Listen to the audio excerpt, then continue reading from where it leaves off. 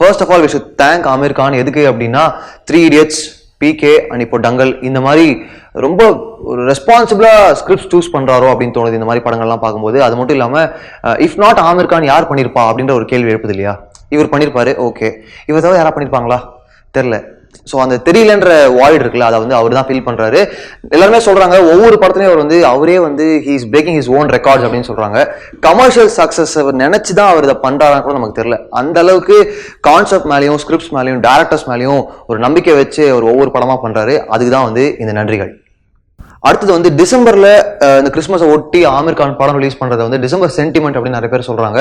ஆனா என்னை பொறுத்த வரைக்கும் சென்டிமெண்ட் அப்படின்ற வார்த்தையை அங்க யூஸ் பண்றது தெரியல, எவ்வளவு தூரம் கரெக்ட்னு தெரியல. ஏன்னா ஒரு அவ்வளோ பெரிய எஃபர்ட் இருக்கு. அது மட்டும் இல்லாம நமக்கே தெரியும், இப்போ டங்கல் மாதிரி படத்துக்கு இந்த weight loss weight gain video எல்லாம் பார்த்திருப்போம். நீங்க படம் பார்க்கும்போது உங்களுக்கு தெரியும், ஒரு சின்ன ஃபிளாஷ்பேக், ஒரு 10 minute ஃபிளாஷ்பேக் தான் இவ்வளோ எஃபர்ட்டுமா, இவ்வளோ வெயிட் லாஸ், இவ்வளோ வெயிட் கெயின் எல்லாமே இதுக்கு தானா, 100% 200% கொடுத்ததுலாம் இதுக்கு தானா அப்படின்ற மாதிரி ஒரு கேள்வி எழுப்பும், ஒரு ஆச்சரியத்தை எழுப்பும்.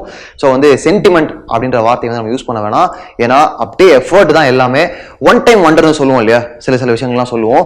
பட் ஆமீர் கானை பொறுத்த வரைக்கும் one at a time wonder அப்படின்னு தான் சொல்லணும். ஒரு படம் அதுதான் ஃபோக்கஸ், அதை வச்சு செய்கிறேன் அப்படின்ட்டு.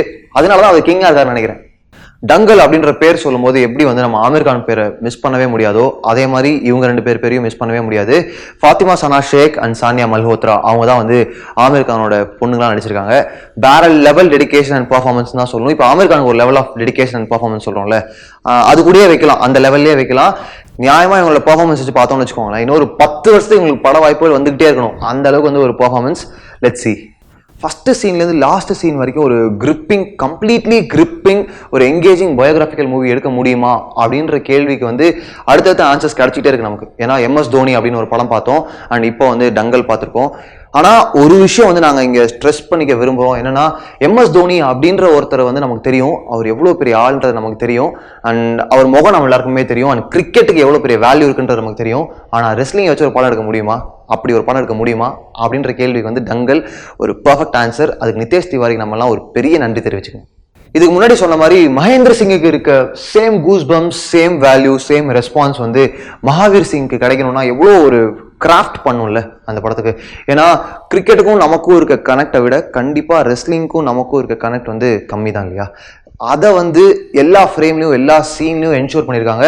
Not just the performance. இப்போ சொன்னோம்ல ஆமீர் கான், அப்புறம் அந்த 2 பொண்ணுங்க, அவங்களெல்லாம் தாண்டி மியூசிக்காக இருக்கட்டும், எடிட்டிங்காக இருக்கட்டும், டைரக்ஷன் அண்ட் முக்கியமாக சினிமோட்டோகிராஃபி, இது எல்லாமே வந்து அந்த கலர் டோனாக இருக்கட்டும், எல்லாமே செம்மையாக பெரிய பூஸ்டாக இருந்திருக்கு இந்த படத்துக்கு. அண்ட் டங்கல் படத்தை வந்து தயவு செய்து தியேட்டரில் போய் பாருங்க. இல்லை நான் ஏற்கனவே தியேட்டரில் பார்த்துட்டேன்ப்பா அப்படின்னா, தியேட்டரில் அந்த படம் பார்க்கும்போது உங்களுக்கு எப்படி இருந்தது அப்படின்ற எக்ஸ்பீரியன்ஸை வந்து கமெண்ட்ல சொல்லுங்க. முக்கியமாக இது வந்து ஆமீர் கான்ஸ் பெஸ்ட் அப்படின்ற மாதிரி பேச்சுக்கள்லாம் போயிட்டு இருக்கு. உங்களுக்கு என்ன தோணுது அப்படின்றதையும் கமெண்ட்ல சொல்லுங்க. மழை காலம் கூட பார்க்காம ஷூ போட்டணுமா, சாக்ஸ் போட்டணுமா, நீ எச்சார் தானே? உங்கள் மைண்ட் வாய்ஸில் எங்கள் வீடியோக்கள் சப்ஸ்கிரைப் பண்ணுங்க.